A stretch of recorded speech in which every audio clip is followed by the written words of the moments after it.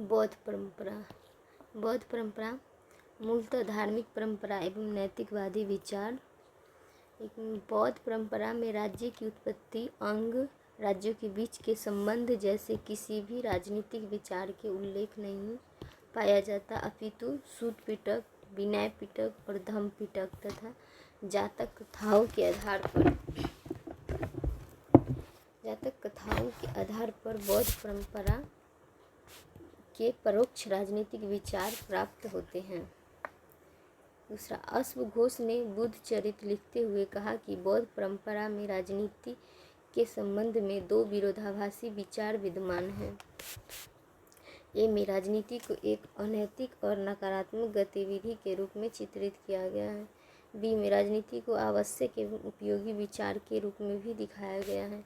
एक ओर यह विचार पाया जाता है कि बौद्ध भिक्षुओं को राजकुमारों और राजनीति से दूर रहना चाहिए, जबकि दूसरी ओर यह भी कहा गया है कि पहले व्यक्ति का जीवन धार्मिक था, परंतु बाद में व्यक्ति में स्वार्थ की प्रवृत्ति उत्पन्न हो गई है। मेरे तेरे की भावना का विकास हुआ, परिणाम स्वरूप समाज में अराजकता उत्पन्न हो गई, जिसे नियंत्रित करने के लिए राज्य और राजा आवश्यक हो गया। नैतिकता सर्वोच्च सिद्धांत के रूप में। नैतिकता सर्वोच्च सिद्धांत के रूप में राइटनेस। एक में बौद्ध परंपरा में राजा से सदैव यह अपेक्षा की गई है कि वो नैतिक आचरण करेगा और किसी भी परिस्थिति में अनैतिक व्यवहार नहीं करेगा। दूसरा, और यह कहा गया है कि यदि राजा अनैतिकता का पालन नहीं करेगा तो आम जनता भी अनैतिक हो जाएगी। परिणाम स्वरूप प्रकृति नाराज होगी, बरसात नहीं होगा और अकाल पड़ेगा, लोगों का जीवन स्वाभाविक रूप में खतरे में होगा। तीसरा, इसी नैतिकता के विचार को वर्तमान विश्व में पारिस्थितिकी इकोलॉजी का विचार कहा जा रहा है। और नॉर्वे का वैज्ञानिक अर्ने नास ने कहा कि व्यक्ति की उपभोक्तावादी प्रवृत्ति ही पर्यावरण के लिए सर्वाधिक नुकसानदेह है। गणतंत्र का विचार एक में बौद्ध परंपरा में परोक्ष रूप में इनडायरेक्ट में गणतंत्र के विचार दिखाई देते हैं और इसे बौद्ध धर्म में संघ के विकास के साथ देखा जा सकता है। दूसरा, संघ के विकास को 3 चरणों में व्यक्त किया गया है।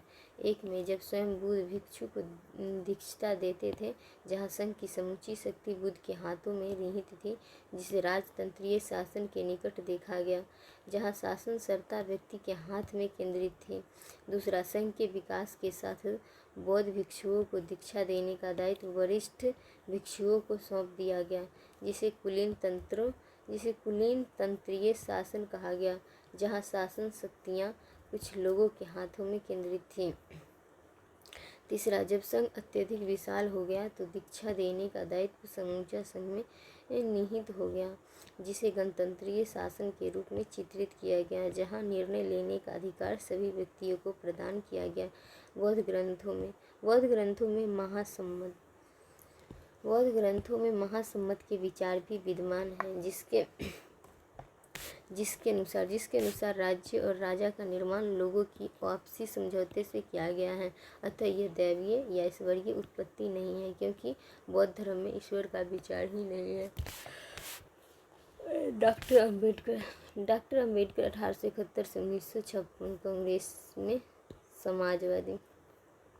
डॉक्टर अंबेडकर नरमपंथ संविधानवादियों, गरमपंथ उग्रवादी राष्ट्रवाद, गांधीवाद में समाजवाद और मार्क्सवाद 1919 के 10 साल बाद 1927 में साइमन आयोग, तीसरा में गोलमेज सम्मेलन, कांग्रेस समाजवाद में। उसके डॉक्टर अंबेडकर पृथक प्रतिनिधित्व separate representation, MacDonald award, labour party, republican party, संविधान शब्द, जाति का उन्मूलन annihilation of caste. Doctor Ambedkar ने अपनी किताब एनहिलेशन ऑफ कास्ट में लिखते हुए कहा कि वर्ण और जाति में कोई अंतर नहीं है और वर्ण व्यवस्था ही जाति व्यवस्था है। उनके अनुसार जाति व्यवस्था का भी मूलाधार ब्राह्मणवादी व्यवस्था है। उन्होंने ब्राह्मणवादी व्यवस्था की मूल विशेषता जातिवादी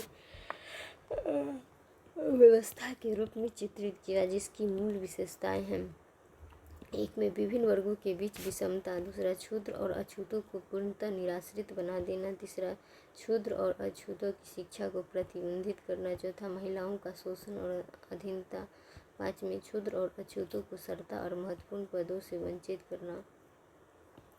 उनके अनुसार प्रत्येक समाज में आंतरिक रूप में विषमताएं विद्यमान रही थी, परंतु ब्राह्मणवादी व्यवस्था में ये विषमताएं सर्वाधिक जटिल रूप में विद्यमान हैं, जो अभी विद्यमान है, जो निरंतर कायम है। उनके अनुसार जातिवादी व्यवस्था के निम्नलिखित दुष्परिणाम देखे जा सकते हैं। एक में व्यक्ति की चयन की स्वतंत्रता उपलब्ध नहीं होती, जो मानवीय गरिमा के विरुद्ध है, जो दासता के निम्न स्वरूप है। दूसरा, मानवीय प्रगति में निम्न स्थिति से उच्च स्थिति की ओर संक्रमण में बाधा है।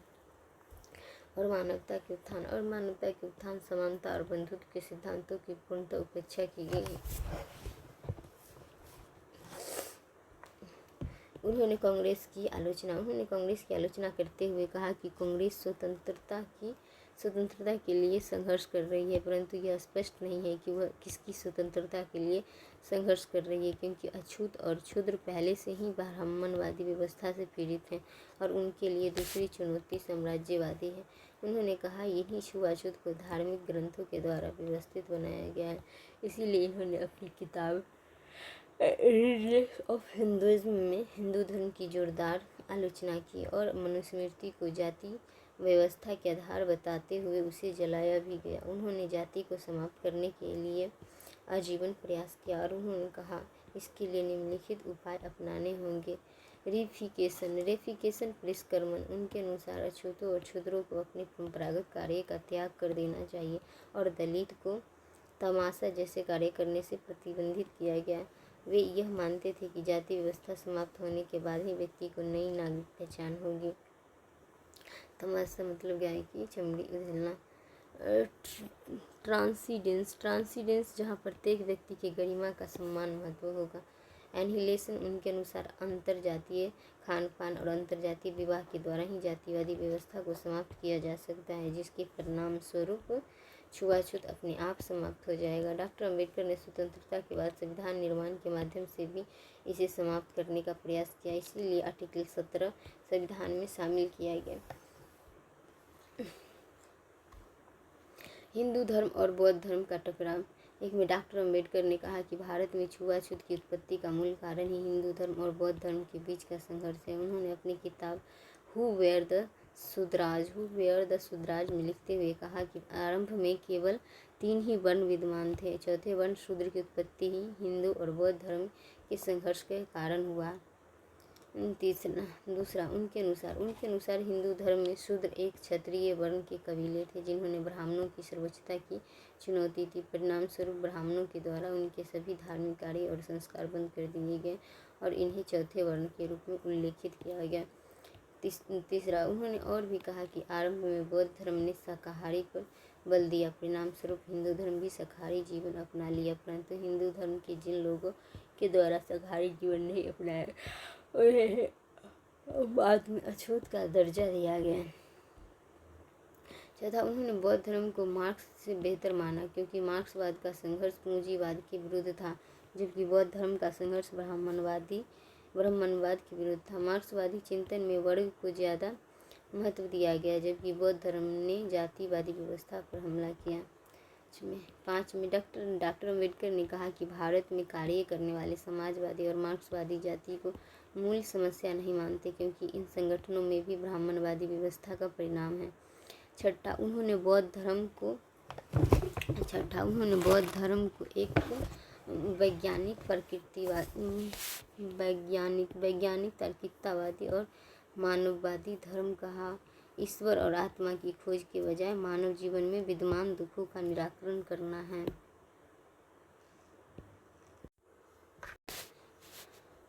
डॉक्टर अम्बेडकर ने कहा कि भारत में कार्य करने वाले समाजवादी और मार्क्सवादी जाति को मूल समस्या नहीं मानते, क्योंकि इन संगठनों में भी ब्राह्मणवादी व्यवस्था का परिणाम है। उन्होंने बौद्ध धर्म को एक वैज्ञानिक तार्किकतावादी और मानववादी धर्म कहा, जहाँ ईश्वर और आत्मा की खोज के बजाय मानव जीवन में विद्यमान दुखी का निराकरण करना है। साथ में मार्क्स ने समाज के बदलाव के लिए वर्ग संघर्ष के माध्यम को स्वीकार किया, जबकि डॉक्टर अंबेडकर जॉन डीवी के विचारों से अतिरिक्त प्रभावित थे, जिन्होंने कहा लोकतांत्रिक पद्धति समाज के परिवर्तन के लिए सर्वश्रेष्ठ है। 8 डॉक्टर अंबेडकर ने मार्क्सवादी विचारों के बजाय बुद्ध के विचारों को प्राथमिकता दी, लेकिन यह भी उल्लेखनीय है कि उनके दलित की विचारधारा और समाज में विद्यमान शोषण के संघर्ष की रणनीति पर मार्क्सवादी प्रभाव भी देखा जा सकता है।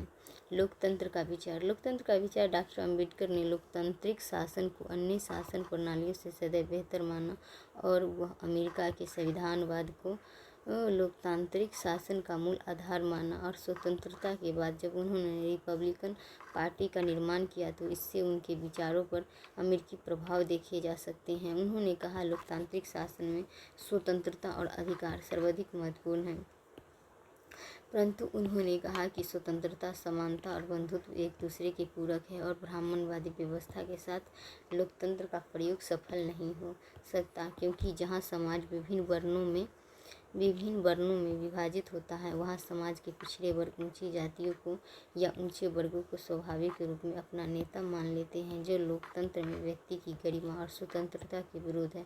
इसीलिए समानता और बंधुत्व के अभाव में लोकतंत्र संभव नहीं है। डॉक्टर अंबेडकर ने फ्रांस का उदाहरण देते हुए कहा कि फ्रांस में लोकतंत्र का प्रयोग विफल हो गया क्योंकि सामाजिक विषमता ज़्यादा थी, जबकि इंग्लैंड में लोकतंत्र का प्रयोग सफल हुआ क्योंकि वहाँ सामाजिक विषमता न्यूनतम थी। डॉक्टर अंबेडकर यहाँ मार्क्सवादियों से पूर्णतः अलग हैं और भी गांधी के विचारों से भी सहमत नहीं है, जो हृदय परिवर्तन के द्वारा समाज में बदलाव करना चाहते थे। डॉक्टर अंबेडकर का विचार एम.एन. रॉय जैसा रोमांटिक भी नहीं है, इसीलिए आज उनका विचार सर्वाधिक प्रासंगिक है। डॉक्टर अंबेडकर ने न केवल लोकतंत्र का सैद्धांतिक समर्थन किया, अपितु उन्होंने यह भी कहा कि लोकतंत्र के व्यवहारिक रूप सफल क्रियान्वयन हेतु निम्नलिखित शर्तें भी आवश्यक हैं।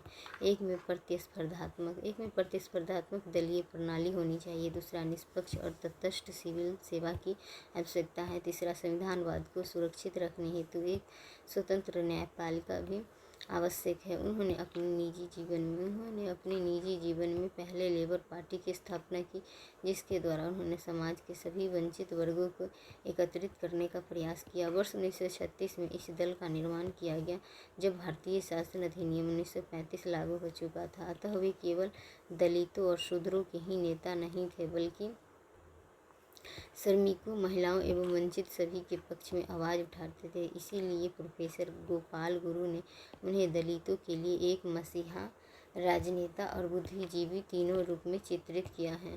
काचा इलैया ने डॉक्टर अंबेडकर को आधुनिक दलित आंदोलन का मूल प्रेरणा स्रोत कहा। उनके लेबर पार्टी का प्रयोग तुलनात्मक रूप में सफल नहीं हो पाया, इसीलिए उन्होंने all India scheduled caste federation का निर्माण किया, जो 1942 में स्थापित किया गया, परंतु उनके वास्तविक राजनीति में आशा अनुरूप सफलता प्राप्त नहीं हुई और वर्ष 1956 में उन्होंने रिपब्लिकन पार्टी की नींव रखी। डॉक्टर अंबेडकर ने संविधान सभा में भागीदारी के द्वारा भारतीय लोकतंत्र की नींव रखने में भी उनका योगदान है और स्वतंत्रता के बाद बोलते हुए उन्होंने कहा कि भारत राजनीतिक रूप में स्वतंत्र हो गया, लेकिन सामाजिक आर्थिक लोकतंत्र का प्रयोग अभी भी शेष है। सामाजिक आर्थिक लोकतंत्र के लिए ही संविधान में भाग 4 के रूप में निर्देशक तत्व का समावेश किया गया और भारतीय संविधान में अनुसूचित जाति जनजाति के उत्थान के जो उपाय आर्टिकल 330, आर्टिकल 332 और आर्टिकल 334 और आर्टिकल 338 में दिखाई देते हैं, वह डॉक्टर अंबेडकर के प्रयासों के ही परिणाम है। वे संविधानवाद के इतने बड़े समर्थक थे कि उन्होंने लोकतंत्र को बहुमतवाद के रूप में स्वीकार नहीं किया, अपितु अल्पसंख्यक अधिकारों पर प्रभावी बल दिया। सामाजिक न्याय का विचार संविधानवाद का विचार देते समय डॉक्टर अंबेडकर की मान्यताएं उदारवाद के समीप है। उनके सामाजिक न्याय का विचार सामाजिक लोकतंत्र पर आधारित है, जिसकी प्रेरणा फ्रांसीसी क्रांति से प्राप्त होती है और जो स्वतंत्र, समानता और बंधुत्व जैसे मूल आधारों पर निर्मित है। उनके अनुसार न्याय का विचार ब्राह्मणवादी व्यवस्था में विद्यमान नहीं है। इसीलिए जातिवादी व्यवस्था अन्याय और शोषण का स्वरूप है। जहाँ व्यक्ति की गरिमा, स्वतंत्रता, समानता का कोई मूल्य नहीं होता। उन्होंने जातिवादी व्यवस्था की विडंबना को व्यक्त करते हुए कहा कि समूचे विश्व में श्रम का विभाजन विद्यमान है, परंतु भारत में श्रमिकों का ही विभाजन है। उनके सामाजिक न्याय का विचार भी लोकतांत्रिक सिद्धांत पर भी आधारित है और उनके अनुसार राज्य के द्वारा ही यह सामाजिक न्याय आगे बढ़ावा दिया जाएगा, जिसके अंतर्गत एक में कृषि और मुख्य उद्योगों पर राज्य का नियंत्रण होगा। दूसरा, उन्होंने सामूहिक खेती पर बल दिया, जिसके अंतर्गत भूमि पर भी राज्य का मालिकाना हक होगा। इसीलिए जमींदारी व्यवस्था स्वाभाविक रूप में समाप्त हो जाएगी। तीसरा, सार्वजनिक संपत्ति पर भी राज्य की निगरानी या राज्य का नियंत्रण रहेगा तथा राज्य के द्वारा सामाजिक वस्तुओं का वितरण वंचित वर्गों के पक्षों में किया जाएगा। उन्होंने कहा, संसाधनों के वितरण ही पर्याप्त नहीं है, अपितु अनुसूचित जाति जनजाति के लिए आरक्षण का ही प्रावधान होना चाहिए। आरक्षण के पक्ष में जोरदार तर्क देते हुए डॉक्टर अम्बेडकर ने कहा कि दलितों का न तो भूमि पर मालिकाना हक है और न ही उद्योगों के मालिक हैं। इसीलिए आरक्षण ही उनके उत्थान का सबसे बेहतर तरीका है और उनका यह विचार भारतीय संविधान में भी लागू किया गया। डॉक्टर अम्बेडकर और रॉल्स के न्याय सिद्धांत के बीच दिलचस्प तुलना की जा सकती है, क्योंकि दोनों उदारवादी, संविधानवादी है और कल्याणकारी राज्य के समर्थक है। परंतु रॉल्स ने न्याय में प्रक्रिया को महत्व दिया, परिणाम को नहीं। जबकि आरक्षण के माध्यम से डॉक्टर अम्बेडकर परिणाम को समान रूप में महत्वपूर्ण मानते हैं। रॉल्स के लिए सामाजिक व्यवस्था में व्यक्ति को मूल इकाई माना गया है। यही विचार डॉक्टर अम्बेडकर ने भी स्वीकार किया, इसीलिए वो ब्राह्मणवादी व्यवस्था के विरोधी हैं। डॉक्टर अम्बेडकर और रॉल्स मार्क्सवादी विचारों से असहमत है, परंतु रॉल्स पूंजीवादी व्यवस्था के समर्थक प्रतीत होते हैं, जबकि संविधानवादी होते हुए डॉक्टर अम्बेडकर का झुकाव सामाजिकवाद की ओर है। डॉक्टर अम्बेडकर के संदर्भ में राष्ट्रवाद का विचार। डॉक्टर अम्बेडकर ने समाजवादी उपनिवेशवादी व्यवस्था का विरोध किया। उनके अनुसार ब्रिटिश शासन ऊंची जातियों के भय से सामाजिक सुधार से सदैव परहेज करता है। संविधानवाद से प्रभावित होने के कारण उनके राष्ट्रवाद का विचार सांस्कृतिक या आध्यात्मिक नहीं है, अपितु वे अमेरिकन संविधान निर्माताओं के भांति राजनीतिक आधार पर राष्ट्रवाद की नींव रखना चाहते हैं। उनका यह विचार संविधान और उसकी मान्यताओं में प्रतिबिंबित होता है। राष्ट्र का विचार कभी भी संविधानवाद से बड़ा नहीं हो सकता, अपितु सामाजिक न्याय तथा बंधुत्व के सिद्धांतों पर आधारित होगा। उनके लिए धर्म, जाति, भाषा जैसे भावनात्मक आधार राष्ट्र के निर्माण के आधार नहीं है। इसीलिए उन्होंने हिंदू कोड बिल का समर्थन किया था, जहां पुरुष और महिलाओं के बीच समानता होगी। और यह भी उल्लेखनीय है कि उन्होंने समान नागरिक संहिता का भी पक्ष लिया, क्योंकि धर्म के आधार पर किसी को भी पृथक विधि अपनाने का अधिकार नहीं होना चाहिए। जिस प्रकार हन्ना आरेंट ने राष्ट्र और राज्य के बीच राज्य की प्राथमिकता दी है, ठीक उसी प्रकार डॉक्टर अम्बेडकर ने राष्ट्र की तुलना में राज्य को प्राथमिक महत्व दिए हैं। गांधी ने अनटू द लास्ट से प्रभावित होते हुए सर्वोदय का विचार दिया, जबकि डॉक्टर अम्बेडकर ने सामाजिक न्याय के विचार को समर्थन किया। जबकि डॉक्टर अम्बेडकर ने untouchable and who were the Shudras में लिखते हुए कहा कि छुआछूत ब्राह्मणवादी व्यवस्था की मूल विशेषता एंड हिंदू धर्म की मूल विशेषता है। जबकि हरिजन में गांधी ने लिखते हुए कहा कि वर्ण और जाति पृथक है तथा छुआछूत हिंदू धर्म की विकृति है और सर्वोदय समाज में इसका कोई स्थान नहीं होगा। गांधी ने हिंद स्वराज में लिखते हुए भारत में एक नवीन व्यवस्था के निर्माण का समर्थन किया, जो संसदीय लोकतांत्रिक आधार पर न होकर गांव और दलविहीन लोकतंत्र पर आधारित होगी। जबकि डॉक्टर अम्बेडकर जॉन डेवी से प्रभावित थे और जेफरसन मेडिसन के संविधानवाद को लागू करने का प्रयास किया। गांधी का चिंतन आध्यात्मिक और नैतिक था, जबकि डॉक्टर अम्बेडकर ने एनहिलेशन ऑफ कास्ट में लिखते हुए कहा, सामाजिक व्यवस्था के बदलाव के लिए शिक्षित होना, संघर्ष करना ज़्यादा आवश्यक है। वेस्टर्न थिंकर 428 से 334 ईसा पूर्व। प्लेटो का व्यक्तित्व, पर्सनालिटी, सुकरात, सद्गुण ही ज्ञान होता है। सोफिस्ट, भौतिकवादी, मिलेनियलिस्ट कैफिलास शरीर, भौतिक संसार नर है, खाओ पियो मौज करो, चावार्क, थ्रैसीमैकस, पॉलीमैकस, ग्लूकोन। आदर्शवादी नैतिकतावादी आइडियलिस्ट में आत्म या ईश्वर, स्वर्ग चाहिए, समुदाय की प्रधानता, यूनानी युग, न्याय में नगर राज्य और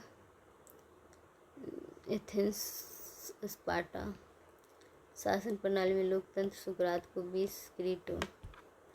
एक में भौतिकवादी विचारधारा में इस संसार या भौतिक विश्व को ही प्राथमिक माना जाता है, जबकि विचार आत्मा, परमात्मा, ईश्वर भौतिक विश्व के परिणाम हैं।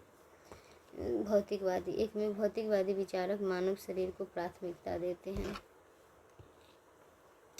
तीसरा, इनके अनुसार वर्तमान समाज अर्थव्यवस्था जो दिखाई दे रही है वही वास्तविक है। चौथा, ये आदर्शवादी चिंतन के विरोधी जो इस समूचे विश्व को ईश्वर, आत्मा, परमात्मा के परिणाम मानते हैं। पाँचवें, पश्चिमी विचारधारा में आदर्शवाद की परंपरा प्लेटो, अरस्तु, रूसो, हीगल, ग्रीन शामिल है, जबकि भौतिकवादी विचारकों में मैकियावेली, हॉब्स, लॉक्स भौतिकवादी हैं। Hobbes, Locke's, Marx, Gramsci. Plato के चिंतन का केंद्रीय विचार, न्याय का सिद्धांत, थ्योरी ऑफ जस्टिस। प्लेटो से लेकर जॉन रॉल्स तक न्यायपूर्ण समाज का निर्माण राजनीतिक सिद्धांतकारों की मुख्य चिंता रही है। प्लेटो ने रिपब्लिकन में न्याय सिद्धांत का उल्लेख करते हुए कहा कि सोफिस्टवादी न्याय वास्तविक नहीं है, जिसमें कैफिलास ने न्याय को परिभाषित करते हुए कहा कि सत्य बोलना और दूसरों का ऋण चुका देना ही न्याय है। परंतु भौतिकवादी होने के कारण सोफिस्ट इस भौतिक विश्व को ही सत्य मानते थे, जबकि प्लेटो ने कहा कि न्याय नैतिक है, प्राकृतिक है या आत्मा का गुण है। और प्लेटो का प्रसिद्ध कथन है, सामंजस्य और संतुलन ही न्याय है। पॉलीमार्कस ने न्याय को परिभाषित करते हुए कहा, मित्र के साथ मित्रता और शत्रु के साथ शत्रुता ही न्याय है। प्लेटो ने इसे भी अस्वीकार कर दिया। थ्रेसीमेकस ने न्याय को परिभाषित करते हुए कहा कि शक्तिशाली का हित ही न्याय है, जिसका अभिप्राय है रूस को यूक्रेन पर आक्रमण करने का अधिकार है, क्योंकि रूस शक्तिशाली है और वर्तमान पूंजीवादी व्यवस्था के द्वारा भी शक्तिशालियों के हित को ही न्याय कहा जाता है, जिसे प्लेटो ने अस्वीकार कर दिया, क्योंकि न्यायपूर्ण समाज शक्ति से संचालित नहीं हो सकता। जिस प्रकार आधुनिक युग में न्याय को समझौते पर आधारित माना जाता है अथवा कृत्रिम कहा जाता है, जबकि प्लेटो यह मानता है कि न्याय प्रकृति में ही विद्यमान है। प्लेटो का अध्ययन एक निगमनात्मक डिडक्टिव। एक में भारत के सभी व्यक्ति ईमानदार है, दूसरा महज ईमानदार है। प्लेटो का अध्ययन न्याय, सामान्य सिद्धांत, शिक्षा, दार्शनिक राजा, शासन, साम्यवाद। जनरल न्याय, सामान्य ज्ञान में, पार्टिकुलर विशेष निष्कर्ष में, शिक्षा, शासन, साम्यवाद, दार्शनिक राजा। राज्य व्यक्ति का वृहद रूप है। एक में बार्कर ने लिखते हुए कहा कि प्लेटो के समूचे चिंतन को 3 बिंदुओं में व्यक्त किया जा सकता है। प्लेटो एक नैतिक सद्गुणी व्यक्ति के निर्माण में संलग्न है। दूसरा, नैतिक सद्गुणी व्यक्ति आदर्श राज्य में ही संभव है। तीसरा, एक आदर्श राज्य और व्यक्ति के बीच बेहतर सामंजस्य किस प्रकार किया जाए। प्लेटो ने रिपब्लिक में एक आदर्श राज्य का उल्लेख किया है, और जहाँ राज्य और समाज एक दूसरे के पर्याय हैं। और यूनानी युग में समाज की प्राथमिकता थी, व्यक्ति की नहीं। और प्लेटो ने समाज को 3 वर्गों में विभाजित किया, एक में दार्शनिक राजा, दूसरा सैनिक, तीसरा उत्पादक न्याय। समाज में इन तीनों वर्गों के बीच समन्वय और सामंजस्य का नाम ही न्याय है, जिसे उसने संयम कहा। इसीलिए प्लेटो का न्याय अर्थव्यवस्था केंद्रित नहीं है, जैसा कि मार्क्सवादी चिंतन है, और प्लेटो का न्याय शक्ति प्रधान नहीं है, जैसा कि हॉब्स जैसे विचारक मानते हैं। प्लेटो का न्याय विवेक केंद्रित है। सेवाइन ने प्लेटो के न्याय के संबंध में टिप्पणी करते हुए कहा कि उसका विचार 2 मूल मान्यताओं पर आधारित है, एक में कार्य का विभाजन, दूसरा है कार्य का विशेषीकरण। कार्य के विभाजन का अभिप्राय है कि प्रत्येक वर्ग का कार्य पृथक और विशिष्ट होगा। इसीलिए दार्शनिक राजा का मूल कार्य शासन करना है, जबकि सैनिक का मूल उद्देश्य सुरक्षा है, तथा उत्पादक वर्ग का मूल दायित्व समाज की भौतिक आवश्यकताओं की पूर्ति है।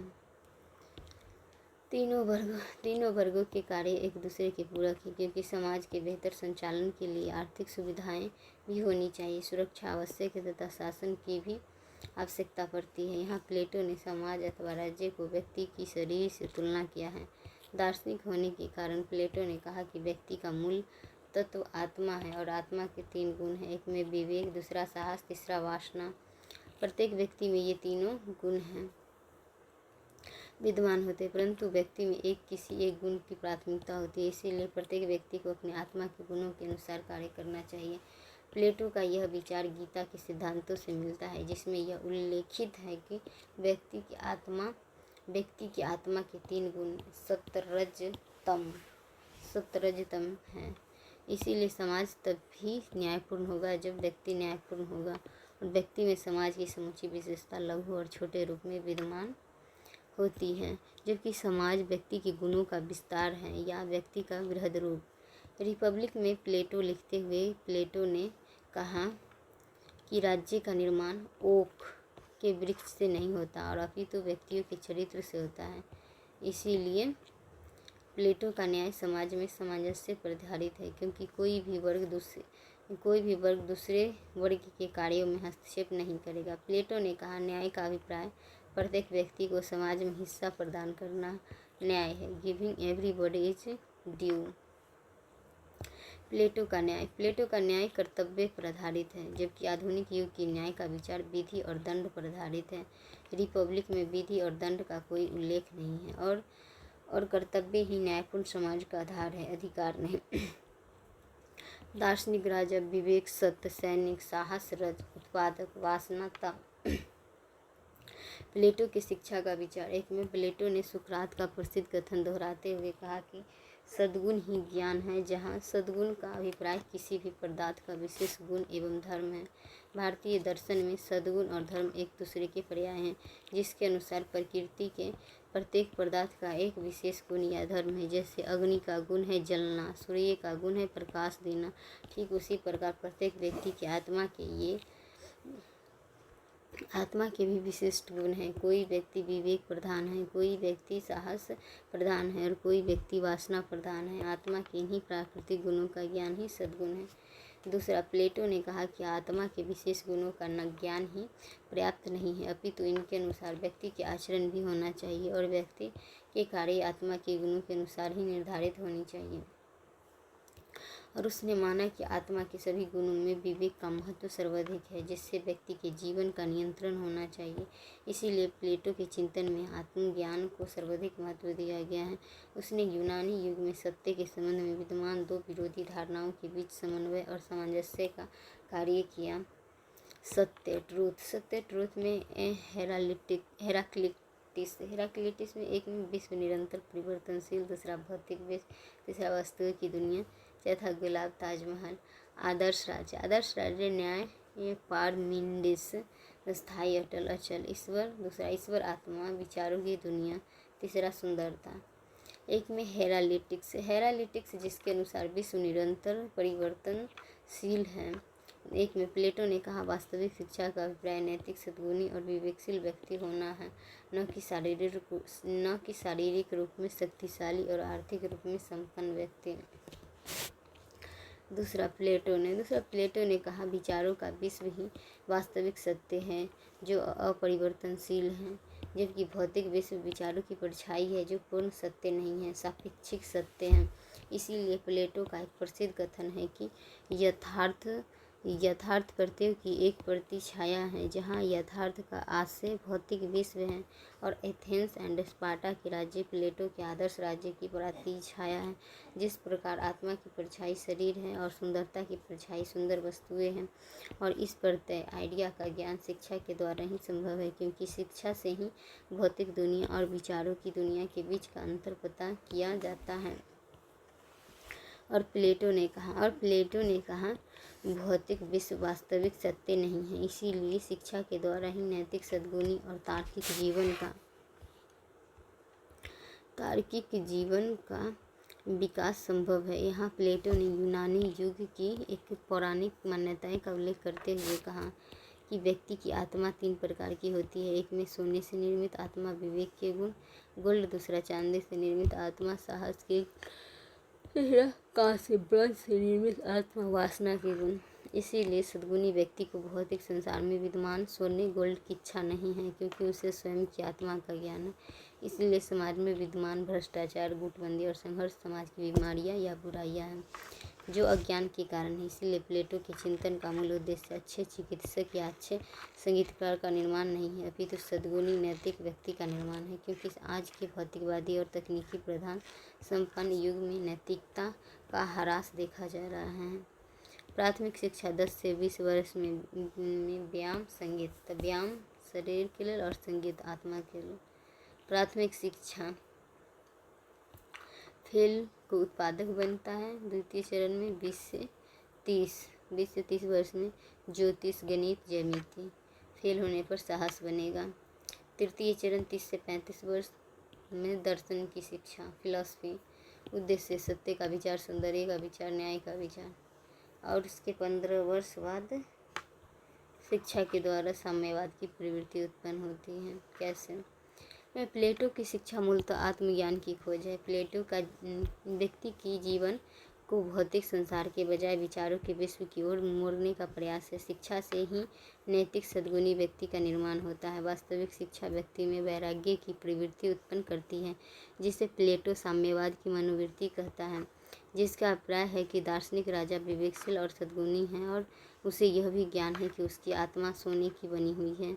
इसीलिए वह भौतिक संसार के प्रति आकर्षित नहीं होता, क्योंकि यह भौतिक संसार वास्तविक सत्य नहीं है। इसीलिए दार्शनिक राजा और सैनिकों के, जिन्हें मिलाकर संरक्षण वर्ग कहा जाता है, संरक्षक वर्ग का न तो अपना निजी परिवार होगा न अपनी निजी संपत्ति होगी। दूसरा, क्योंकि दार्शनिक राजा के लिए समूचा समाज ही उसका परिवार है। इसीलिए प्लेटो के चिंतन में राज्य परिवार का विचार विद्यमान है। संरक्षक वर्ग की अपनी निजी संपत्ति भी नहीं होगी और संरक्षक वर्ग की आर्थिक आवश्यकताओं की पूर्ति का दायित्व उत्पादक वर्ग के हाथों में होगा।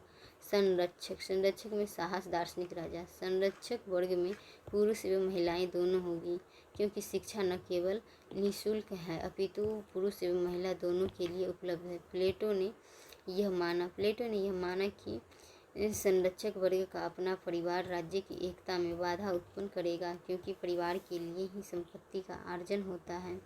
प्लेटो के साम्यवाद में 2 विशेषताएं अंतर्निहित हैं। एक में पत्नियों का साम्यवाद, दूसरा संपत्ति के साम्यवाद।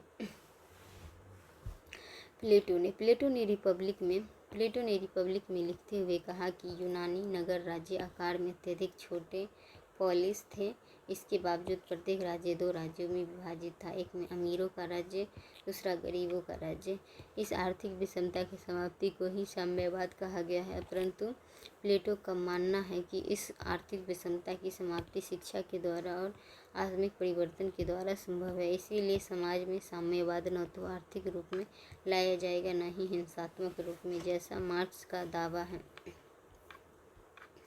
इसीलिए प्लेटो का साम्यवाद नैतिक है, शिक्षा पर आधारित है। इसीलिए 18वीं शताब्दी के महान दार्शनिक रूसो ने रिपब्लिक को शिक्षा पर लिखा गया सबसे बड़ा ग्रंथ कहा। शिक्षा को केंद्रीय महत्व देने के कारण ही प्लेटो के न्यायपूर्ण समाज में न तो दंड की आवश्यकता है और न ही विधि की जरूरत है, क्योंकि दंड और विधि व्यक्ति के शरीर को नियंत्रित करते हैं, आत्मा को नहीं। और शिक्षित व्यक्ति विवेकशील होगा, जिसने अपने पराये का भाव समाप्त हो जाएगा। इसलिए निजी परिवार की कोई आवश्यकता नहीं होगी, और जिसे अपनी आत्मा का वास्तविक ज्ञान है, उसे सांसारिक वस्तुओं के प्रति मोह नहीं रहेगा। इसीलिए समाज में विषमता अपने आप नियंत्रित होगी। प्लेटो ने पत्नियों के साम्यवाद के पक्ष में निम्नलिखित तर्क भी दिए हैं। एक में समाज में महिलाओं की समान भागीदारी होगी और उन्हें परिवार के कार्यों से मुक्त किया जाएगा। दूसरा, राज्य को अच्छे संतान प्राप्त होगी। तीसरा, राज्य की एकता सुदृढ़ होगी, क्योंकि सभी के लिए सबसे बड़ा परिवार राज्य ही होगा। इसीलिए रिपब्लिक में यह उल्लेखित है कि प्लेटो का राज्य एक परिवार है, विश्वविद्यालय है, क्योंकि क्योंकि राज्य का सबसे महत्वपूर्ण कार्य शिक्षा प्रदान करना है, जबकि वर्तमान राज्य पुलिस और सेना का निर्माण भी करता है। प्लेटो का राज्य चर्च भी है। यहाँ वह चर्च का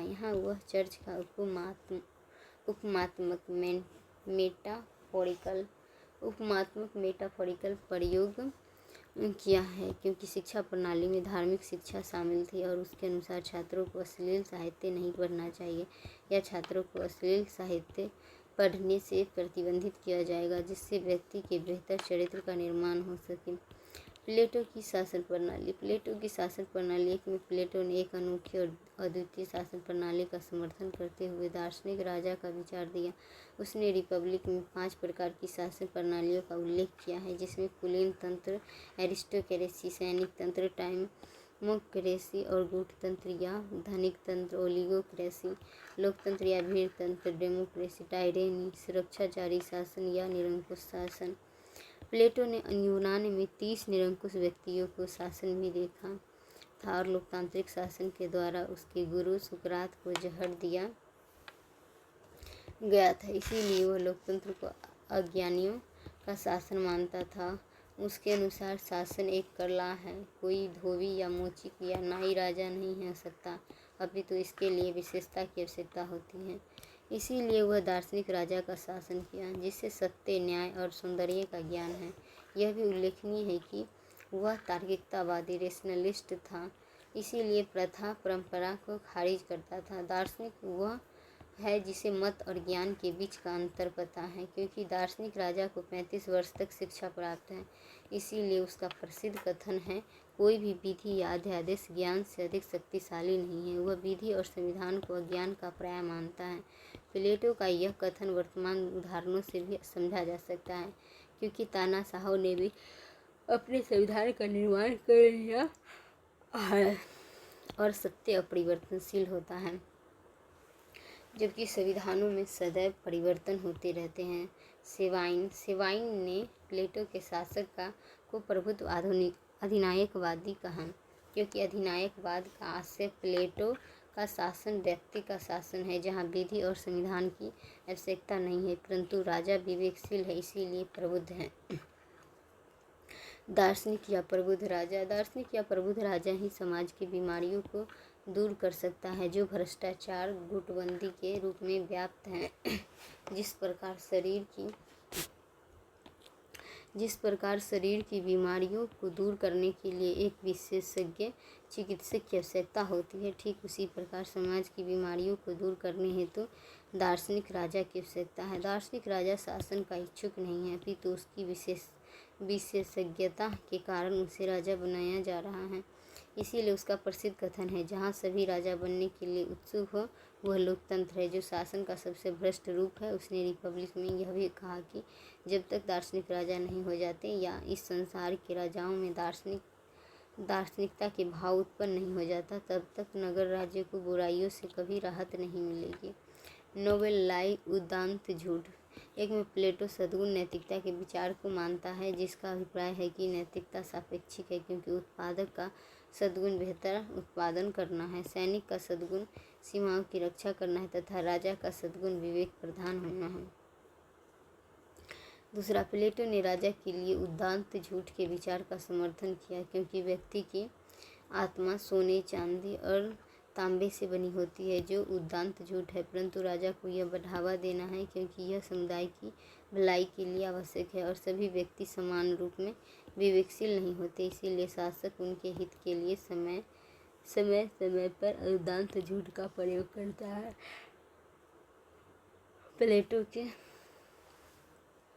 प्लेटो के समाज काल्पनिक यूटोपिया परिवर्तन कार्ल पापर ने अपनी किताब open society and it's enemies में प्लेटो का मुक्त समाज का शत्रु कहा, क्योंकि मुक्त समाज एक उदारवादी लोकतांत्रिक समाज है, जहां व्यक्ति को स्वतंत्र अधिकार प्राप्त होंगे, जबकि प्लेटो के चिंतन में दार्शनिक राजा के रूप में तानाशाही का समर्थन किया गया है। और कॉल पापर का यह भी तर्क है कि प्लेटो जैसे आदर्शवादी विचारकों ने ही मुसोलिनी, हिटलर जैसे सर्वाधिकारवादी शासकों की प्रेरणा दिया, जहां राज्य की एकता के नाम पर व्यक्ति की स्वतंत्रता और अधिकारों का बलिदान कर दिया गया हो। सामाजिक अभियांत्रिकी सोशल इंजीनियरिंग। एक में कार्ल पॉपर ने कहा कि प्लेटो के समाज परिवर्तन का तरीका काल्पनिक यूटोपिया है जो व्यवहारिक रूप में उपयोगी नहीं है, क्योंकि समाज का परिवर्तन आमूलकारी रेडिकल रूप में न होकर कर्मिक रूप में होता है, और जिस प्रकार किसी यंत्र के खराब पुर्जों को हटाकर अच्छा पुर्जा लगा दिया जाता है, ठीक उसी प्रकार सामाजिक समस्याओं का भी कर्मिक और वैज्ञानिक सुधार किया जा सकता है, जो लोकतांत्रिक राज्यों में संविधान के माध्यम से संपन्न किया जाता है। प्लेटो का मूल्यांकन। एक में लेविन्सन और दूसरा गिलबर्ट राइल जैसे विचारक। लेविन्सन, गिलबर्ट राइल जैसे विचारक। कार्ल पॉपर की आलोचना से सहमत नहीं है, क्योंकि इनका कहना है कि प्लेटो तार्किकतावादी था, जबकि मुसोलिनी हिटलर तर्क विरोधी शासक थे। दूसरा स्किनर का तर्क है कि किसी विचारक को पढ़ने के लिए पाठ्य पुस्तक के बजाय संदर्भ को ज़्यादा महत्व देना चाहिए, और प्लेटो 2500 वर्ष पहले लिख रहा था। इसके बावजूद उसने दास प्रथा का समर्थन नहीं किया, जबकि यूनानी युग में दास प्रथा विद्यमान थी। उसने महिलाओं के समान शिक्षा के अधिकार का समर्थन किया, और उसके अनुसार कोई भी व्यक्ति राजा हो सकता है। ऐसे विचारक को स्वतंत्रता विरोधी कहना उचित प्रतीत नहीं होता। प्लेटो कल्पना लोकी या आदर्शवादी। एक में मैक्सी ने प्लेटो को पहला कल्पना लोकी विचारक कहा, जिसका अभिप्राय है प्लेटो का समूचा चिंतन हवाई है, उसके मस्तिष्क की कल्पना मात्र है, जिसका वास्तविक जीवन से कोई संबंध नहीं है। बार्कर इस मत से सहमत नहीं है, और उनका तर्क है कि प्लेटो को आदर्शवादी या नैतिकतावादी कहना उचित है, कल्पना लोकी नहीं, क्योंकि प्लेटो की शिक्षा प्रणाली स्पार्टा एथेंस में यूनानी शिक्षा प्रणाली से प्रभावित था, क्योंकि एथेंस में साहित्य कला पर बल दिया था, जबकि स्पार्टा में शारीरिक शिक्षा पर अत्यधिक महत्व दिया गया। स्पार्टा में साम्यवादी जीवन के लक्षण भी दिखाई देते हैं, इसीलिए प्लेटो का कोरा कल्पनावादी कहना उचित नहीं है। बार्कर ने तो यहाँ तक कहा कि रिपब्लिक समूचे जीवन के लिए लिखा गया ग्रंथ है, जिसमें दर्शन या तत्वमीमांसा है, शिक्षा, मनोविज्ञान और राजनीति भी शामिल है। एरिस्टोटल। एक में क्वेश्चन जनहित याचिका का उद्देश्य है। यह सामाजिक आर्थिक रूप में पिछड़े वर्ग को न्याय प्रदान करना। बी में तीसरे व्यक्ति को न्यायालय में प्रवेश की अनुमति देना। सी में परंपरागत प्रक्रिया का परिवर्तन। डी में जीवन के अधिकार का विस्तार। जनहित याचिका का उद्देश्य सामाजिक आर्थिक रूप में पिछड़े वर्ग को न्याय प्रदान करना। निर्वाचन आयोग के अनुसार सभी प्रकार के चुनाव बंद हो जानी चाहिए मतदान के समाप्ति के 48 घंटे पहले। संविधान के अनुच्छेद 279 में जीएसटी परिषद का उल्लेख किया गया है, जिसके संबंध में असत्य कथन की पहचान।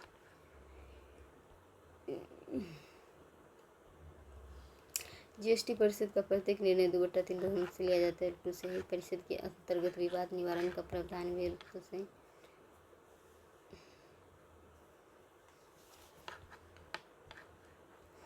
क्वेश्चन अल्पसंख्यकों से संबंधित निम्नलिखित कथनों पर विचार कीजिए। अल्पसंख्यक मंत्रालय का निर्माण वर्ष 2001 में हुआ।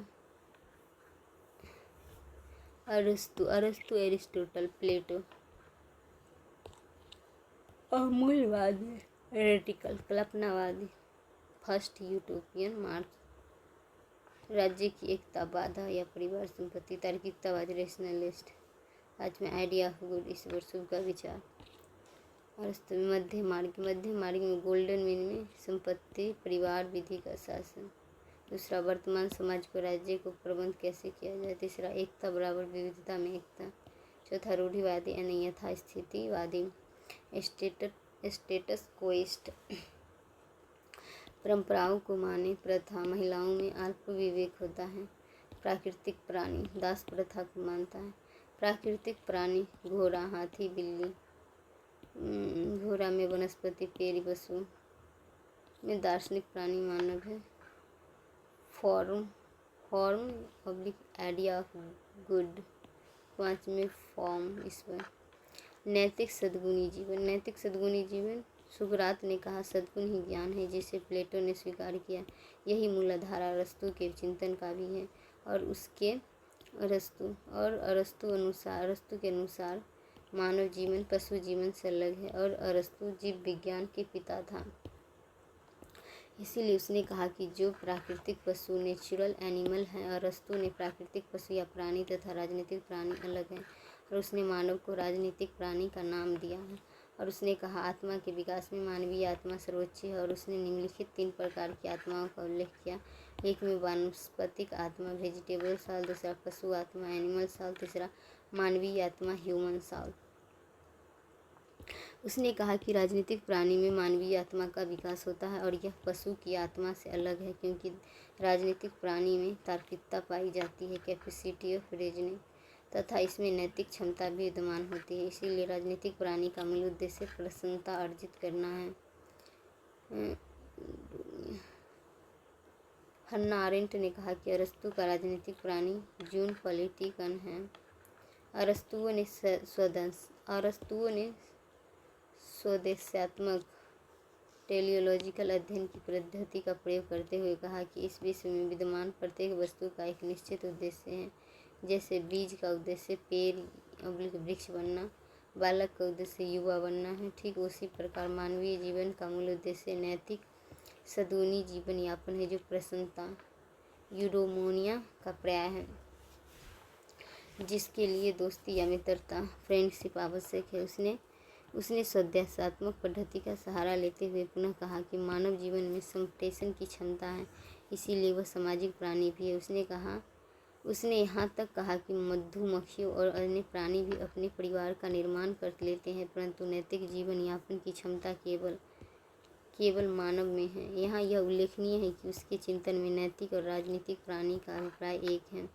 अरस्तु ने मानव की विशेषता का उल्लेख करते हुए कहा, उसकी मूलभूत आवश्यकताएं पशु जैसी है, जबकि उसका वास्तविक उद्देश्य ईश्वर की भांति है।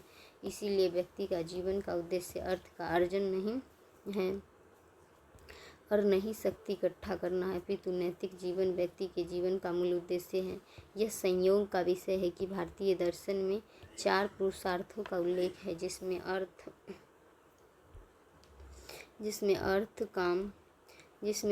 काम धर्म और मोक्ष है। मोक्ष सर्वोच्च पुरुषार्थ है। अरस्तु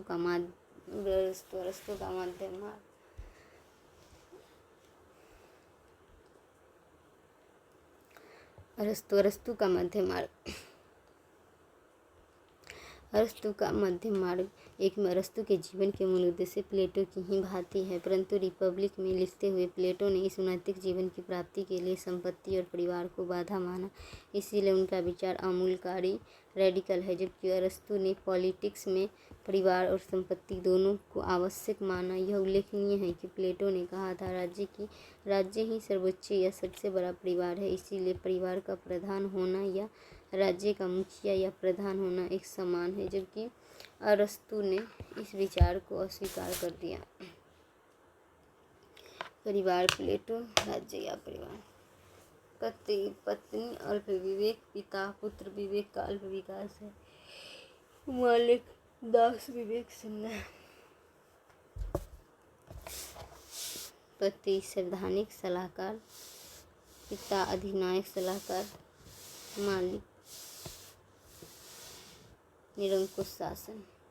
अरस्तु ने जीव विज्ञान के तर्क का प्रयोग करते हुए कहा कि जिस प्रकार मानव शरीर में सभी अंग समान नहीं होते, ठीक उसी प्रकार समानता न तो परिवार में विद्यमान है और न ही समाज में। अतः उसने विषमता को प्राकृतिक कहा और उसने जीव विज्ञान के तर्क का ही प्रयोग करते हुए कहा, जिस प्रकार मस्तिष्क या विवेक का नियंत्रण शरीर पे होता है, ठीक उसी प्रकार पति पिता मालिक का नियंत्रण पत्नी पुत्र और दास पर होनी चाहिए।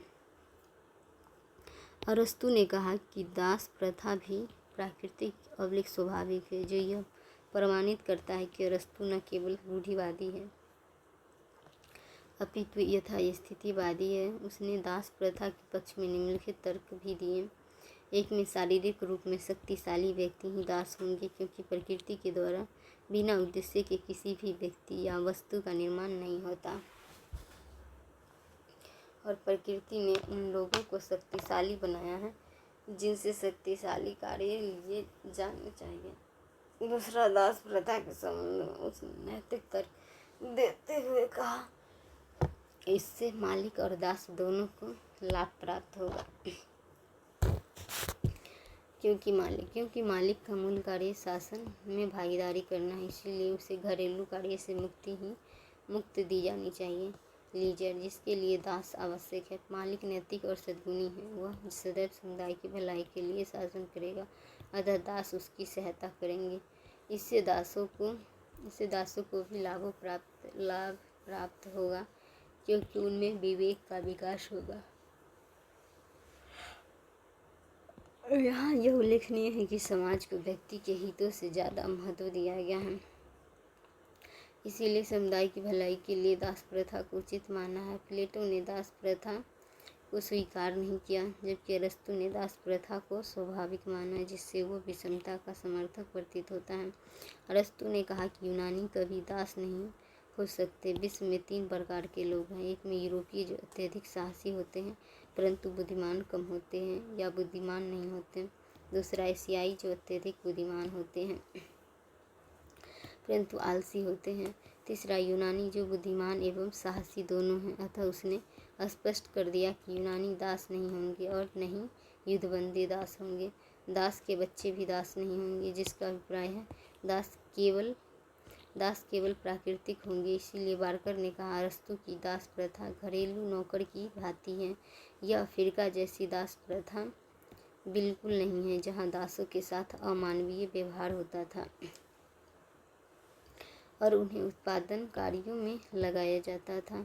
अरस्तु के चिंतन में उदारवाद का आधार। एक में अरस्तु ने दास प्रथा का समर्थन किया तथा महिलाओं को पुरुषों के समान नहीं माना, जिससे यह प्रतीत होता है कि वह एक रूढ़िवादी कंजर्वेटिव विचारक है। परंतु अरस्तु ने प्लेटो के संपत्ति के साम्यवाद के विचार को अस्वीकार कर दिया और उसने कहा कि संपत्ति व्यक्ति के व्यक्तित्व का देश और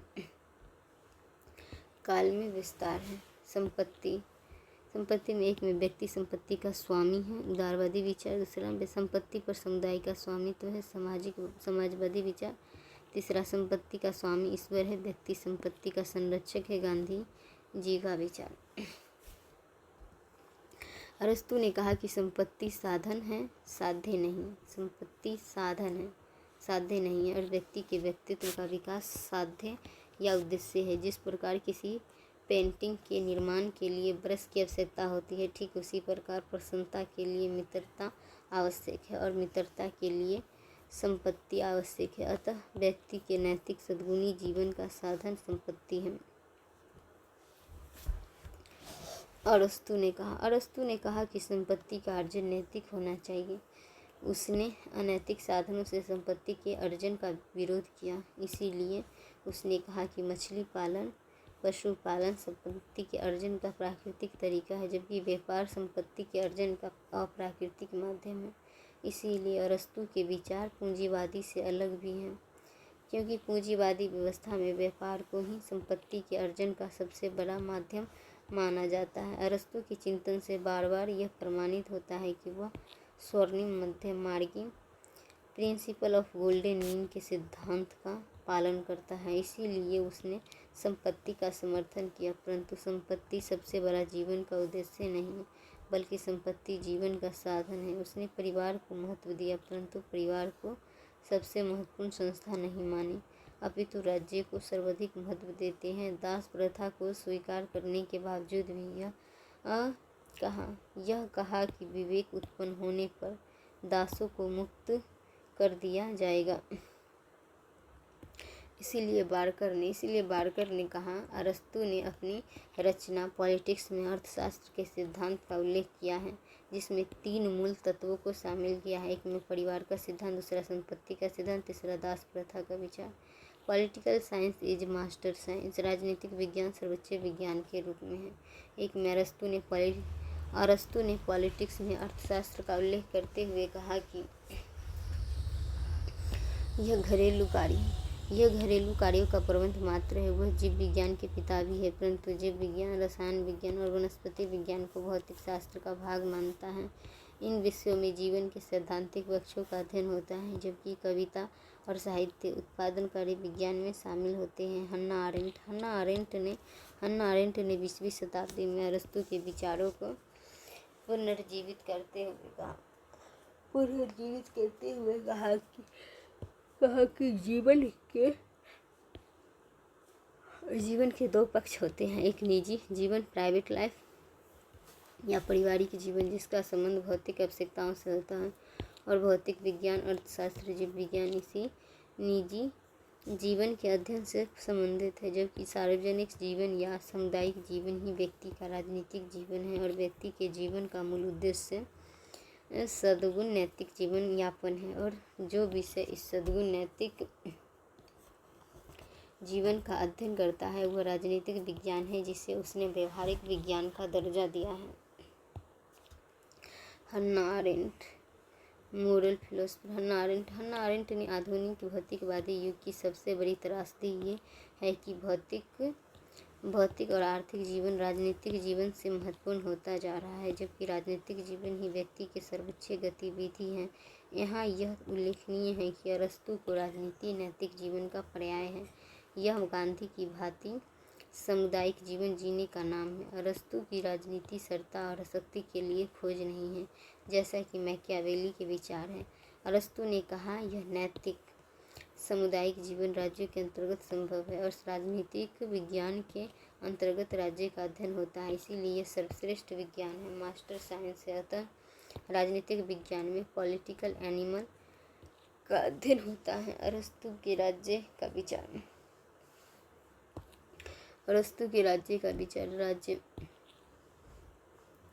राज्य परिवार भौतिक आवश्यकताएं की जरूरत के कारण परिवार का आना होता है। गांव सांस्कृतिक आवश्यकताएं राज्य नैतिक सद्गुण। प्लेटो ने कहा कि राज्य ही एक बड़ा परिवार है, इसीलिए गांव और परिवार का विचार राज्य की एकता के लिए बाधक है, जबकि अरस्तू ने कहा कि राज्य समुदायों का समुदाय है, जिसका अभिप्राय है कि राज्य में परिवार और गांव शामिल है। राज्य में अनेक समूह विद्यमान हैं। इस विचार को बहुलवादी भी प्लुरलिज्म भी कहा जाता है। अरस्तू ने संदेशात्मक पद्धति का प्रयोग करते हुए कहा कि परिवार बीज है जबकि राज्य फॉर्म है, जबकि राज्य वृक्ष है, परिवार पोटेंशियल क्षमता, जबकि राज्य एक्चुअल वास्तविक है। परिवार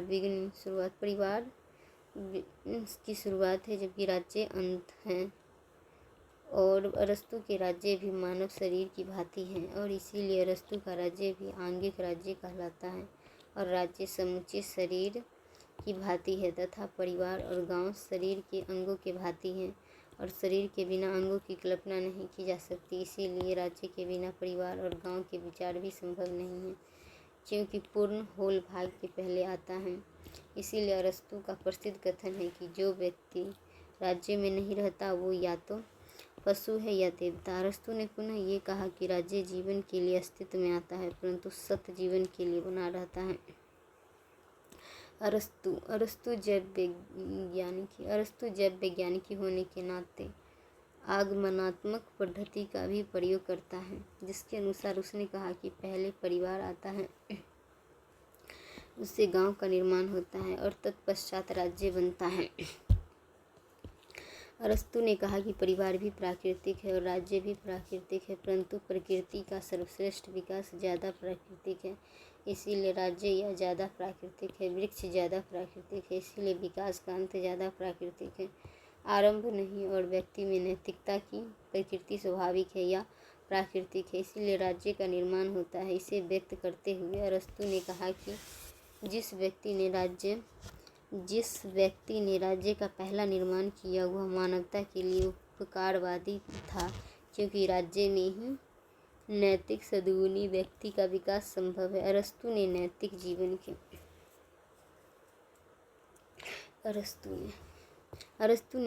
जीवन के विकास के लिए निम्नलिखित साधनों को स्वीकार किया।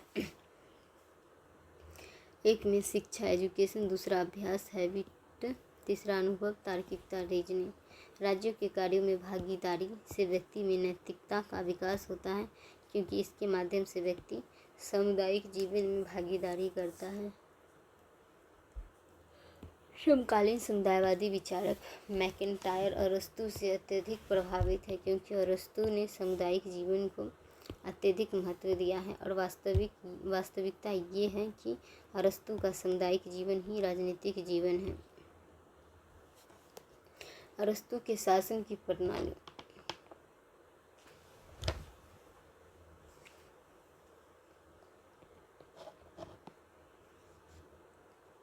अरस्तू के शासन की प्रणाली। प्लेटो ने दार्शनिक राजा के समर्थन का विचार किया, जबकि अरस्तू ने कहा कि समुदाय का विवेक किसी व्यक्ति के विवेक से ज़्यादा महत्वपूर्ण होता है।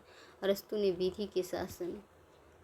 विधि के शासन का समर्थन किया और उसने कहा कि परंपराएं और प्रथाएं सदियों का विवेक है, जबकि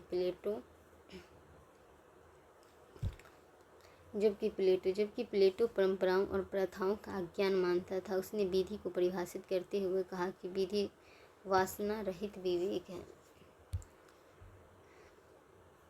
उसने विधि को नैतिक सद्गुणी जीवन के साथ जोड़ दिया और व्यक्ति नैतिक जीवन का अनुयापन करेगा तो समाज में स्वाभाविक रूप से संतुलन बना रहेगा। उसने विधि के शासन को निम्नलिखित रूप में व्यक्त किया। एक में सभी के लिए समान विधि होगी। दूसरा, विधि अव्यक्ति इनपर्सनल होगी, अतः सभी के लिए समान रूप में लागू होगी। तीसरा, कोई भी व्यक्ति विधि से बड़ा नहीं होगा।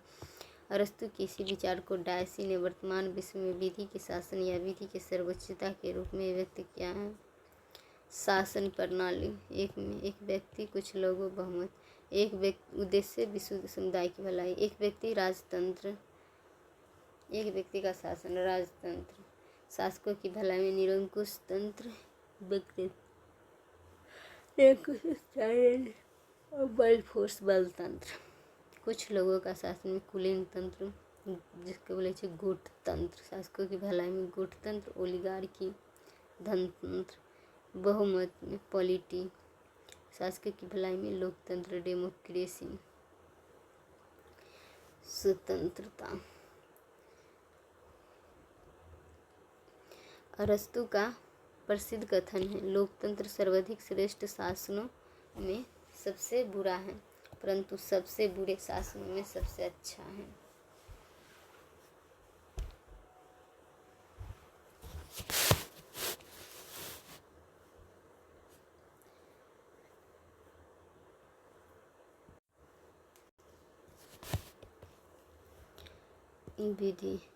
विधि में लोकतंत्र, गैर लोकतंत्र। दूसरा, विधि की सर्वोच्चता आवश्यक नहीं। तीसरा, सरकार। तीसरा, शासकों की विधि, संविधानवाद विधि का शासन। एक में केवल लोकतांत्रिक। दूसरा, विधि सर्वोच्चता। तीसरा, संवैधानिक सरकार। चौथा, सीमित सरकार।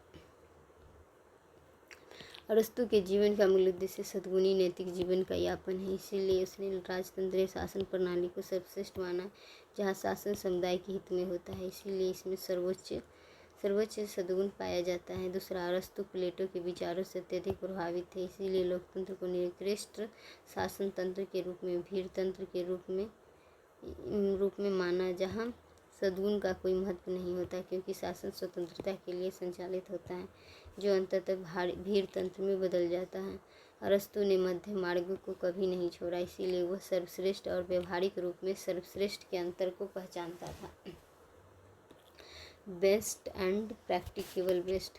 अरस्तू ने एक ऐसे व्यवहारिक शासन का तलाश कर रहा था जहाँ क्रांति की संभावना न्यूनतम हो, जहाँ सद्गुणी व्यक्तियों और संपत्तिशाली या शक्तिशाली व्यक्तियों के साथ संख्या बल का समायोजन की जा सके।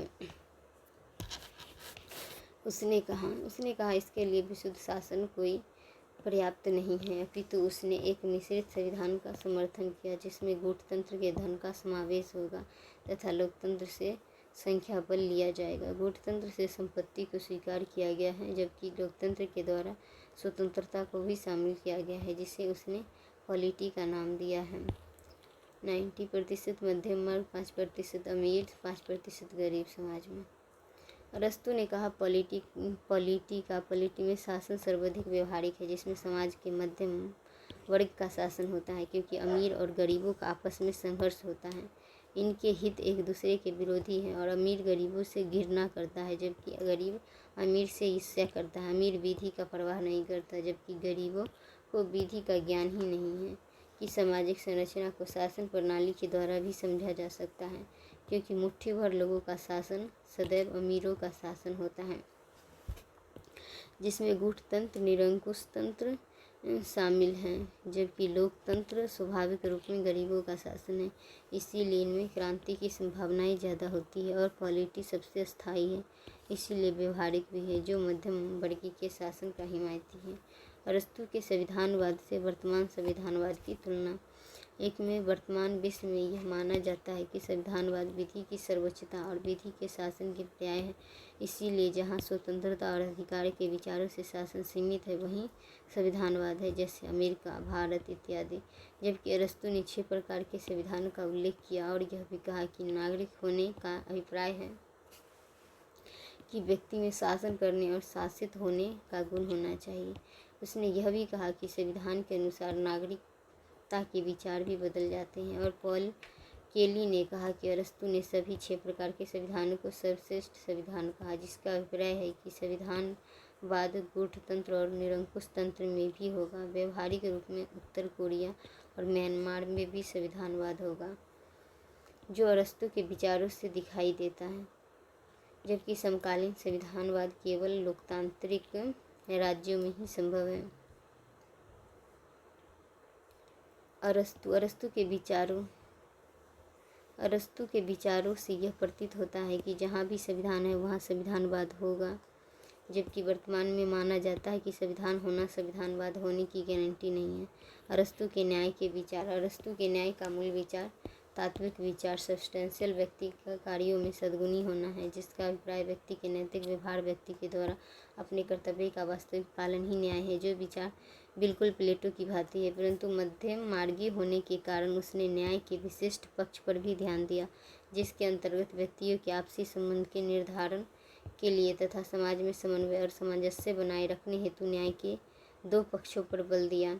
एक में संशोधनात्मक न्याय करेक्टिव जस्टिस, दूसरा वितरणात्मक न्याय डिस्ट्रीब्यूटिव जस्टिस। अरस्तू के न्याय का विचार आज भी पुलिस और न्यायालय की स्थापना में देखा जा सकता है, और सामाजिक संसाधनों का वितरण ही न्याय की मूल विशेषता है। और समकालीन विचारक जॉन रॉल्स ने न्याय को मूलतः वितरणकारी ही माना है, परंतु केल्सन ने टिप्पणी करते हुए कहा कि रॉल्स सार्वभौमिक नैतिकता के विचार को मानता है, जबकि अरस्तू सद्गुण नैतिकता के विचार को स्वीकार करते हैं। रॉल्स और अरस्तू के न्याय के मूल स्रोत में ही अंतर है, क्योंकि रॉल्स कांट से प्रभावित है, जिन्होंने सार्वभौमिक नैतिकता को स्वीकार किया है, जिसका अभिप्राय है कि प्रत्येक व्यक्ति की गरिमा का समान महत्व है। जबकि अरस्तू सद्गुण नैतिकता को मानते हैं, जिसके अनुसार प्रकृति में मालिक और स्वामी का सद्गुण अलग है, दास पृथक सद्गुण है तथा महिलाओं में भिन्न सद्गुण पाया जाता है। इसीलिए अरस्तू की न्यायपूर्ण समाज में विषमता को प्राकृतिक कहा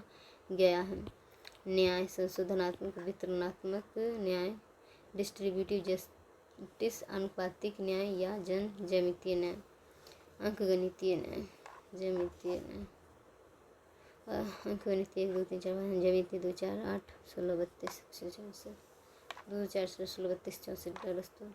अरस्तू और रॉल्स दोनों ने न्याय को वितरणात्मक ही माना है और वितरण के आधार पर पृथक है। अरस्तू यह मानते हैं कि समाज में जिस व्यक्ति का जिस अनुपात में योगदान है, उसी अनुपात में उसे वस्तुएं सम्मान प्राप्त होनी चाहिए। इसीलिए मालिकों को जो वस्तुएं और सम्मान मिलेगा वो दास को नहीं मिलेगा। लेकिन रॉल्स का वितरण समाज में के वंचित वर्गों के पक्ष में। इसीलिए रॉल्स ने कहा कि समाज में हाशिए पर रहने वाले लोगों को अधिकतम प्राथमिक वस्तुएं उपलब्ध कराना ही न्याय है।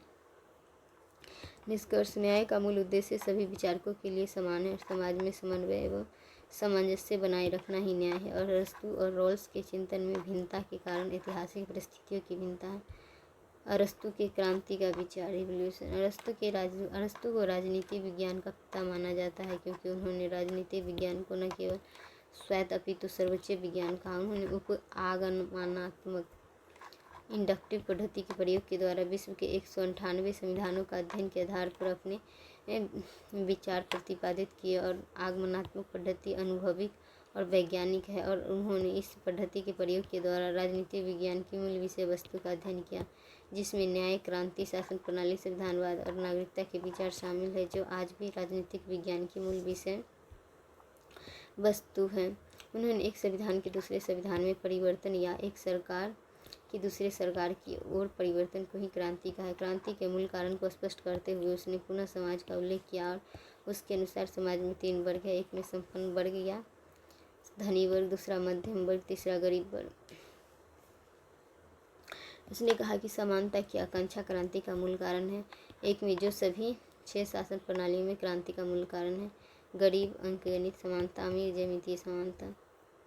दूसरा, शासन प्रणाली को देखने से यह प्रतीत होता है कि कूटतंत्र या धनिक तंत्र धनी वर्ग का शासन है जो अनुपातिक समानता बनाए रखने का प्रयास करता है और वंचित वर्गों के हितों का परवाह नहीं करता। इसीलिए धनिक तंत्र के विरुद्ध गरीब वर्ग क्रांति करेगा जो अंकगणितीय समानता की मांग करता है। तीसरा, लोकतांत्रिक शासन गरीबों का शासन है जो अंकगणितीय समानता बनाए रखने का प्रयास करता है और इसीलिए संपत्तिशाली व्यक्तियों की संपत्ति पर हमला करता है और उसे छीनने का भी प्रयास करता है। इसीलिए लोकतंत्र में अमीरों के द्वारा क्रांति होता है। अरस्तू के नागरिकता का विचार द्वितीय विश्व युद्ध के बाद पुनः राजनीति सिद्धांत के अध्ययन के केंद्र में स्थापित हो रहा है और मार्शल ने सिटीजनशिप एंड सोशल क्लास नामक एक किताब लिखते हुए कहा कि नागरिकता का संबंध अधिकारों से होता है और 3 प्रकार के अधिकारों का उन्होंने उल्लेख किया है। एक में नागरिक अधिकार या सिविल राइट, दूसरा राजनीतिक अधिकार पॉलिटिकल राइट, तीसरा सोशल राइट सामाजिक अधिकार। अरस्तू ने कहा था कि नागरिकता का कोई एक अभिप्राय नहीं होता क्योंकि शासन प्रणाली के अनुसार नागरिकता के मायने परिवर्तित हो जाते हैं। अरस्तू के अनुसार 6 प्रकार की शासन प्रणालियाँ, इसीलिए नागरिकों के अभिप्राय सभी शासन प्रणालियों में पृथक है, जबकि वर्तमान विश्व में सार्वभौमिक नागरिकता का विचार प्रचलित है।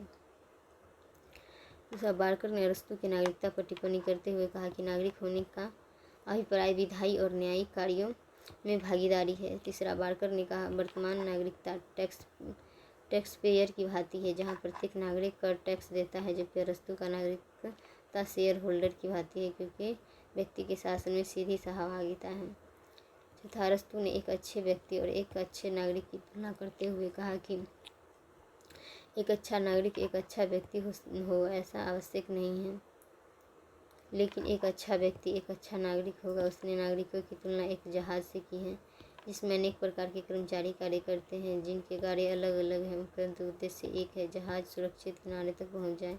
और जिस प्रकार जहाज़ में नागरिकों के कार्य अलग अलग हैं, ठीक उसी प्रकार नागरिकों के भी अनेक अभिप्राय हैं जो शासन प्रणाली के अनुसार निर्धारित होते हैं। प्लेटोनिक एंटी प्लेटोनिक में आदर्शवाद रूसो, हीगल, साम्यवाद मार्क्स, सर्वाधिकारवाद फांसीवाद मुसोलिनी, अरस्तु। एंटी प्लेटोनिक में अरस्तु, रूढ़िवादी, उदारवादी, संविधानवाद, लोकतंत्र, समुदायवाद, कम्युनिटेरियनिज्म। क्वेश्चन, पश्चिमी विचारधारा कही जा सकती है या तो प्लेटोनिक रही है या तो प्रति प्लेटोनिक, एंटी प्लेटोनिक या कभी अप्लेटोनिक नहीं रही है। पॉल पापर का कथन।